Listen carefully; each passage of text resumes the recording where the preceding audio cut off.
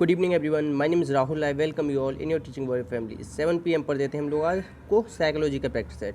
आज EBS भी कराएंगे, तो बने रहेगा हमारे साथ। नए स्टूडेंट हो तो सब्सक्राइब कर लेना चैनल को, बेल आइकन दबा लेना, जैसे कि नोटिफिकेशन आप तक पहुंचता रहेगा। पहला क्वेश्चन कह रहा है कि इसमें से कक्षा 3 का विद्यार्थी, पहले हमेशा याद रखा करो किस क्लास की बात कर रहा है, 3rd क्लास की बात कर रहा है, ठीक है। तो विद्यार्थियों के लिए इसमें से कौन सा तरीका सबसे अच्छा होगा? 3rd क्लास के बच्चे को पढ़ाने के लिए सबसे अच्छा तरीका कौन सा होगा? तो चाहे 3rd क्लास हो, चाहे 12th हो, चाहे कोई सी भी क्लास हो, अगर आपके जो ऑप्शन है उसमें सृजनात्मकता आ रहा है तो हमेशा ही सृजनात्मकता वाले को लगाया ना, सही हो जाएगा। व्याख्यान पता है क्या है? ये है लेक्चर मेथड। लेक्चर कहाँ चलता है? डिग्री कॉलेज में चलता है। कहाँ? Degree college. और आप कभी भी डिग्री कॉलेज का आप कहाँ तक का पेपर दोगे? 1st to 5th और 5th to 8th, इतने तक का ही पेपर दोगे, तो वहाँ पे आपके व्याख्यान विधि नहीं कहेगा, तो इसे काट देना। आप लोग लगाया ना डी, ठीक है। निचली कक्षाओं में, निचली कक्षा समझ रहे हो, 1 to 5th, शिक्षण की खेल विधि। कौन सी विधि? खेल विधि। किस चीज़ पर आधारित? खेल में क्या होता है? ये ना वृद्धि और विकास के मनोवैज्ञानिक सिद्धांत पर आधारित है। विकास क्या होता है आपका? आनुवंशिकता, आनुवंशिकता और वातावरण का गुणनफल होता है, वातावरण का गुणनफल, ठीक है, याद रखना ये बात। वृद्धि किशोरावस्था के बाद रुक जाती है, विकास जिंदगी भर चलता रहता है और अधिगम जिंदगी भर चलता रहता है, ठीक है। समाज शास्त्रीय सिद्धांत किसका है? समाज शास्त्रीय सिद्धांत, या इसे कह सकते हो आप सामाजिक सांस्कृतिक सिद्धांत। ये सब ना वाइगोत्स्की का है। किसका है? वाइगोत्स्की का। मनुसामाजिक कह देगा, मनुसामाजिक। ये किसका है? ये आपके एरिक्सन का, ठीक है। और ये सामाजिक संवेगात्मक, सामाजिक संवेगात्मक, इस तरीके से अगर आपसे कह दे तो ये किसका होगा? सामाजिक और साथ में संवेगात्मक भी। चलो इसे मैं बात बता दूँ, इतना ही काफ़ी है। बच्चे झूठ बोलने की मतलब एक बच्चा है या कई सारे बच्चे हैं, उनमें झूठ बोलने की आदत पड़ गई, झूठ बोलते हैं वो। तो इस आदत को कैसे आप सुधार सकते हो? दंड देकर। कभी भी बच्चे को दंड नहीं देते, तुरंत काट देना, ये वाला ऑप्शन आ जाए तो। भाषण देने से कभी कोई नहीं सुधरता, ठीक है। सच बोलने वाले बच्चों के उदाहरण देकर, केवल उदाहरण देने से भी बात बन सकती है, ये भी सही है कहीं हद तक। मगर देखो, जो सच बोले ना उसे आप क्या दो? पारितोषिक कर दो, मतलब कुछ ना कुछ उपहार दो। जो सच बोलेगा उसे इनाम मिलेगा। तो अगर जो सच बोलने वाले को इनाम मिलेगा ना, तो जो झूठ बोल रहा है ना वो कभी झूठ नहीं बोलेगा, वो भी सच बोलना स्टार्ट कर देगा इनाम के लालच में, ठीक है। आंसर हो जाएगा डी। छात्रों के द्वारा अधिक से अधिक ज्ञानेंद्रियों का उपयोग किया जाता है, निम्न में से क्या प्रभावित होता है? उनका अधिगम, उत्पाद एवं प्रक्रिया। अधिगम उनका प्रभावित होता है ज्ञानेंद्रियों की वजह से। ज्ञानेंद्रिय कितनी है अपनी? 5। नाक, कान, आँख, जीभ, त्वचा, 5 है अपनी, ठीक है। नेक्स्ट, एक शिक्षक को साधन संपन्न होना चाहिए। शिक्षक कैसा होना चाहिए? टीचर। टीचर के पास ना सारे साधन होने चाहिए। साधन होने का मतलब, इसका अर्थ क्या है? इसका अर्थ है कि विद्यार्थियों के पीछे उसकी अच्छी प्रतिष्ठा होनी चाहिए। गलत। उच्च अधिकारियों से संपर्क होने, ये कभी आ जाए ना ऑप्शन में, उच्च अधिकारियों से संपर्क, तुरंत काट देना। उसके पास धन पर्याप्त होना चाहिए, तुरंत काट देना। धन पर्याप्त होने का मतलब ये नहीं है कि वो बच्चों को अच्छे से पढ़ा देगा। उसे अपने विद्यार्थियों की समस्याओं को हल करने का पर्याप्त ज्ञान होना चाहिए। जैसे कि एक टीचर है, उसके पास उसका स्टूडेंट अगर कोई भी प्रॉब्लम लेके आता है तो उसको दूर करने का, मतलब कि प्रॉब्लम को दूर करने का उसके पास पर्याप्त, उसके पास संसाधन होने चाहिए। उसके पास उन सब चीज़ों को, परेशानियों से उसे निकालने का तरीके आने चाहिए कि कैसे परेशानियों को हल करना है, समस्याओं को हल करना है। आंसर हो जाएगा सी। आगमनात्मक तर्क किस पर आधारित नहीं है? आगमनात्मक क्या होता है? उदाहरण से नियम की ओर, उदाहरण से नियम की ओर, ठीक है। स्थूल से सूक्ष्म की ओर, ज्ञात से अज्ञात की ओर, ठीक है। तो इसमें देखो अवलोकन करते हैं, क्या करते हैं? अवलोकन करते हैं। सामान्यीकरण ना सबसे एंड में होता है आगमन में। क्या होता है सामान्यीकरण में? इसमें हम आखिरी में क्या बना देते हैं? नियम। उदाहरणों का यूज कर करके आखिरी में हम नियम बना देते हैं। प्रयोग करते हैं, इसमें हम कभी कल्पना नहीं करते। आगमन में कभी भी कल्पना नहीं की जाती, इस चीज़ को याद रख लेना। ये क्वेश्चन आता है बहुत बार, मोस्ट की पावर इनफाइनाइट लगा लो। देखो, मान लीजिए कि आप विद्यालय के शिक्षक बोर्ड के अध्यक्ष हैं, शिक्षा बोर्ड के आप क्या हैं? अध्यक्ष। आप अपने अधिकार क्षेत्र के अंतर्गत आने वाले विद्यालयों की शिक्षा की संपूर्ण गुणवत्ता को सुधारने के लिए योजना बनाएं। मतलब आप ना हेड बना दिए एक कमेटी के, जितने भी स्कूल हैं ना उनकी गुणवत्ता को सुधारना है। तो इस प्रकार के प्रश्न डैश का उदाहरण है। देखो कभी भी ना अच्छी चीज़ें जो होती हैं वो अपसारी होती हैं, तो निम्न या उच्च में से हो जाएगा, तो अभिसारी तो तुरंत काट देना। अब निम्न नहीं होगा, ये क्या होगा, उच्च स्तरीय अपसारी होगा। मगर इसमें ना एक थोड़ा सा अपवाद है। अपवाद क्या है, गिलफोर्ड। गिलफोर्ड क्या है, अपवाद है। गिलफोर्ड ने क्या कहा है, अभिसारी चिंतन को ना सृजनात्मक बोल दिया है, मगर होता कौन सा चिंतन है सृजनात्मक, अपसारी। और गिलफोर्ड ने क्या बताया, अभिसारी। तो ये थोड़ा सा है ना अपवाद टाइप है, तो इसे भी याद कर लेना, आता है ये भी, ठीक है। नेक्स्ट, चिंतन अनिवार्य रूप से क्या है, चिंतन कहाँ चलता है, आपके दिमाग में चलता है। कहाँ चलता है, कॉग्निटिव में चलता है या माइंड में चलता है। दिमाग में तो चिंतन करते हो, ऐसा है कि हाथ पैरों से चिंतन करते हो, या मनोवैज्ञानिक परिघटना या भावात्मक, ये सब गलत है। संज्ञानात्मक गतिविधि है, दिमाग में होती है, कॉग्निटिव है, ठीक है। और कॉग्निटिव की सबसे ज़्यादा बात किसने करी है, कॉग्निटिव की सबसे बात करी है पियाजे ने। किसने करी, पियाजे, ठीक है, याद रखना। ये पूछा जाता है कि कॉग्निटिव की किसने बात की, 4 स्टेज बताएंगे पियाजे ने, ठीक है। अच्छा, आज आपका एक काम पता है क्या है, आप लोग ये बताओगे कि पियाजे ने कौन कौन सी बुक लिखी है। इनकी अच्छी अच्छी जो बुक्स है ना, वो देखना कौन कौन सी हैं, उनके नाम लिखना आप कमेंट बॉक्स में। अगर कोई सीरियस है ना पढ़ाई के लिए, तो सच में वो ये काम करना बड़ा अच्छा लगेगा मुझे। नेक्स्ट, कृतिका अक्सर घर में ज़्यादा बात नहीं करती। मतलब एक लड़की है, उसका नाम है कृतिका, घर पे बात नहीं करती, मगर विद्यालय में काफ़ी बातें करती है। स्कूल में तो बात करती, घर पे नहीं करती। तो इसका मतलब क्या है, विद्यालय हर समय बच्चों को खूब बात करने का अवसर देता है, ऐसा कोई बात नहीं। शिक्षकों को यह मांग होती है कि विद्यालय में खूब बात करें, ऐसी भी कोई बात नहीं। कृतिका को घर बिल्कुल पसंद नहीं, ऐसी भी कोई बात नहीं। उसके जो विचार है ना कृतिका के, मतलब जो वो कुछ कहती है, अब घर पे कहती है अरे नहीं तू तो बच्ची है, छोड़ो, छोटी बच्ची है, अभी तुम बड़ी हो जाओगी तब समझोगी, तो उसके विचारों को मान्यता नहीं मिली।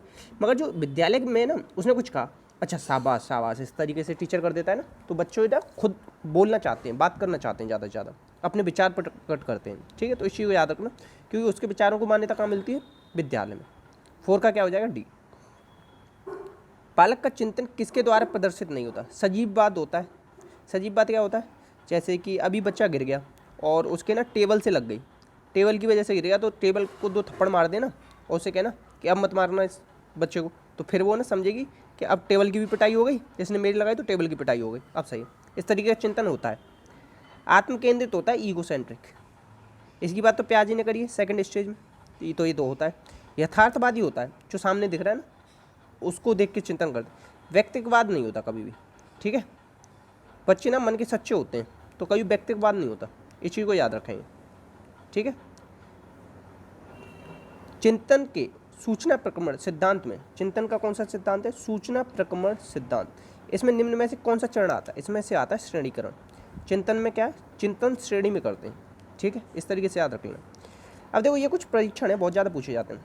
टेट, टेट किसने दिया, देखो याद करने की ट्रिक ये है, TAT अगर टेट के लिए नहीं होगा ना, तो घर वाले गन से तुम्हें मार देंगे, गन से तुम्हें मार देंगे, मॉर्गन, ठीक है। तो ये कब आया था, टेट आया था आपका 1900 कब आया था, 35 में, ठीक है। और CAT कब आया था, 1945 में, ठीक है, याद रखना। ये वाला जो मैंने बताया ना, ये वाला तो मैंने सही बताया आपको 1935, और ये वाला आया था 1948 में। कब आया था, 1948 में, ठीक है। अब इस वाले में ना कितने कार्ड थे, 10 कार्ड थे। ये पूछे जाते हैं कितने कार्ड आते हैं, कार्ड कितने यूज करते हैं हम, 10। और जो TAT में कितने कार्ड यूज करते हैं, 30 या 31। अगर 30 आए तो 30 लगा के आना, 31 आए तो 31 लगा के आना, ठीक है। और ये दोनों कैसी हैं, प्रक्षेपी परीक्षण है, प्रक्षेपी परीक्षण है।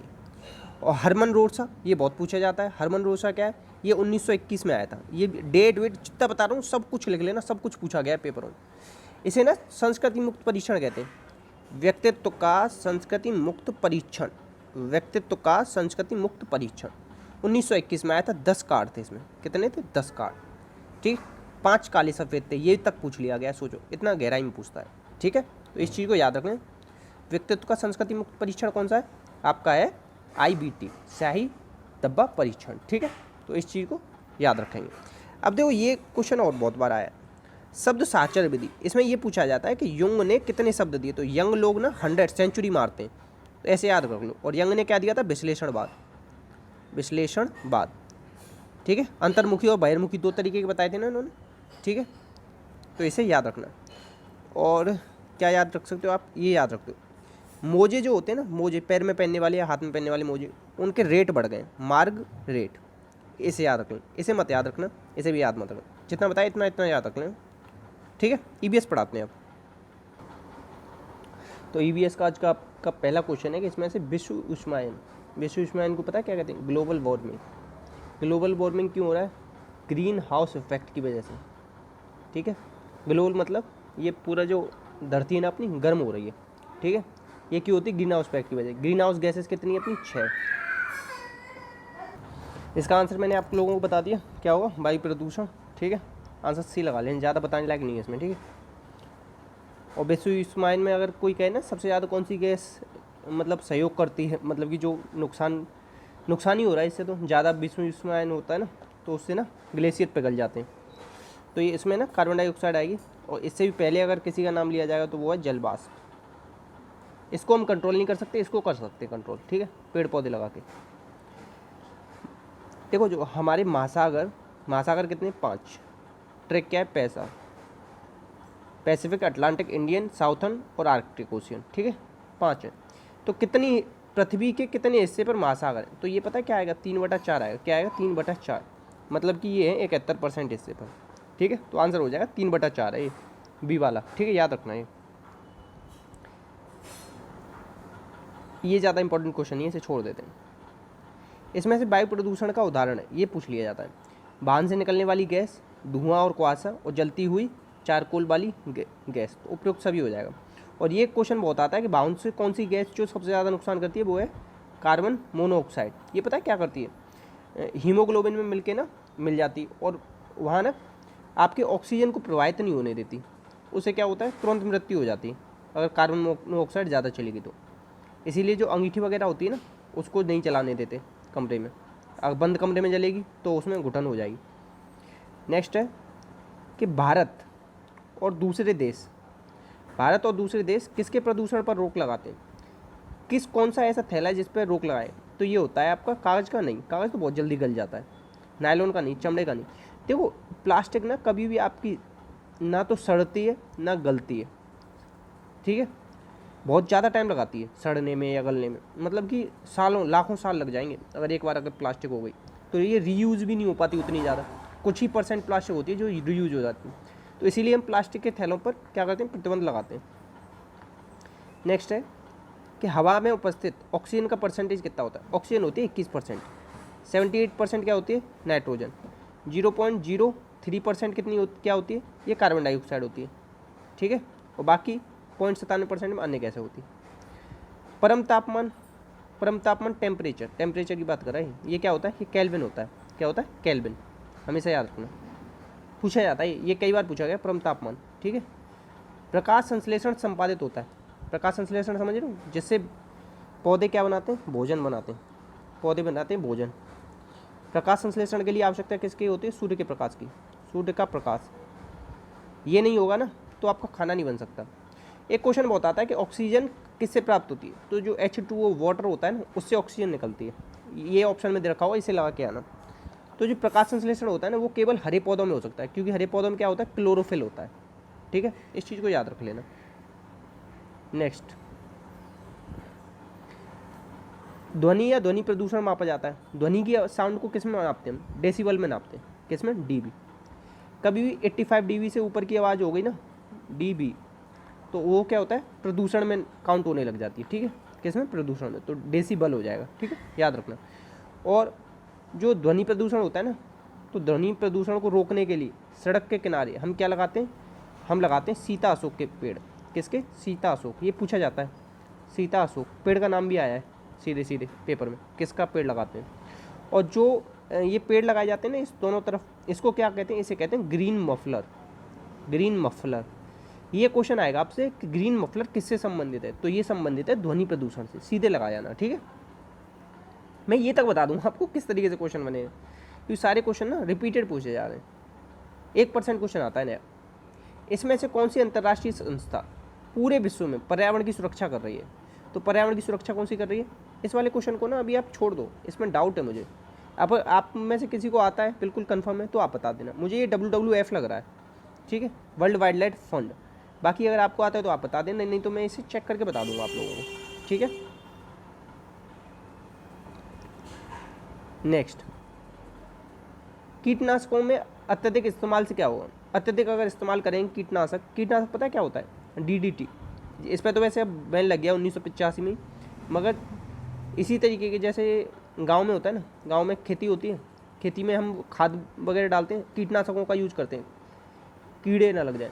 तो उसके ज़्यादा इस्तेमाल करने से क्या होगा? ध्वनि प्रदूषण होगा। ध्वनि से तो कोई मतलब ही नहीं है इसका, तो ये सभी भी नहीं होगा। तो इसमें क्या होगा? वायु प्रदूषण होगा नहीं। उसमें खेतों में क्या होता है? जल, और जल में जाता है ना वो, तो सीधे जल प्रदूषण करता है, अंदर तक का वाटर में जो है ख़राब कर देता है, पानी में ज़्यादा जाने लग जाता है। तो ठीक है। नेक्स्ट है, इसमें से कौन सा पर्यावरण के लिए हानिकारक है? ऊपर भी बताया था, प्लास्टिक ना यूज़ नहीं करना चाहिए हमें। तो जब मैं आप लोगों से ना एक निवेदन करूँगा, जब भी आप लोग ना सब्जी वगैरह ख़रीदने जाते हो मार्केट में, तो आप ना घर से थैला लेके जाया करो, बैग लेके जाया करो, उसमें लेके आया करो, उस पॉलीथीन का यूज़ मत किया करो। इससे ना हम पर्यावरण को बचा सकते हैं। नेक्स्ट है, इसमें से किसकी दृष्टि मनुष्य की तुलना में 4 गुनी होती है? ऐसा कौन है? मच्छर 4 गुनी दृष्टि से देख सकता है? गलत। तितली देख नहीं सकती, छिपकली देख नहीं सकती, सांड देख, ये है चील, गिद्ध और गरुड़, ये है आंसर। एक क्वेश्चन बहुत आता है, रात में जगने वाले जितने भी पशु हैं वो किस कलर में चीज़ों को देखते हैं? तो वो देखते हैं सफ़ेद, काला और सफ़ेद में। या तो काला दिखता है रात में जो जगते हैं ना, या सफ़ेद दिखता है, काला और सफ़ेद में देखा जाता है। ठीक है, ये याद रख लेना। ठीक है, चलो इतना ही रखते हैं आज। अच्छा लगे तो शेयर कर देना। आप लोग चाहते हो कि अगर मैं EVS इसी तरह से आपको पढ़ाता हूँ, EVS के जितने क्वेश्चन बता दूँ ना उतने कर लेना, पेपर अच्छे से निकल जाएगा, मेरी जिम्मेदारी है। ठीक है, प्लीज़ शेयर कर देना वीडियो को, अपना और अपनों का ख्याल रखना। कन्फ्यूजन हुआ तो कमेंट बॉक्स में पूछना। जय हिंद, जय भारत।